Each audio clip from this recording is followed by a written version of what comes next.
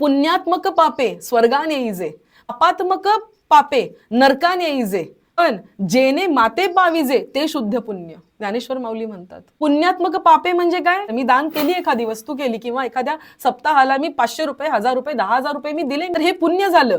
पण पुढच्या क्षणी माझ्या मनात विचार आला की 4 जणांना कळावं की हे मी दान केलंय, हे पाप झालं. कसं पाप झालं? पुण्यात्मक पाप झालं.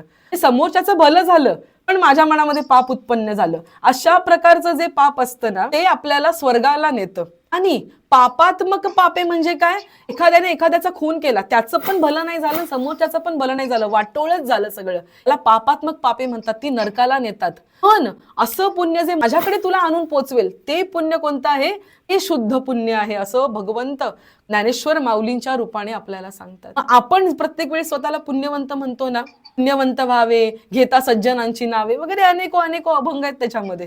स्वतःला पुण्यवान म्हणत असताना ना, चाळून बघा एकदा, स्वतःला पडताळून बघा एकदा, स्वतःच्या विवेकाच्या चाळणीतून प्रत्येक कृती बाहेर येऊ द्या आणि मग बघा खरंच माझं शुद्ध पुण्य आहे का? माझा स्वार्थ नाही ना, माझा अहंकार तर नाही ना, समोरच्याचं वाईट तर नाही ना, मग ते शुद्ध पुण्य आहे. ते शुद्ध पुण्य कुठून होऊ शकतं? एकाच गोष्टीने होऊ शकतं. ज्या ज्या कर्माला नामाची जोड लागली, ज्या ज्या कर्माला संतांची संगती लाभली, हेच कर्म तुझं शुद्ध आहे.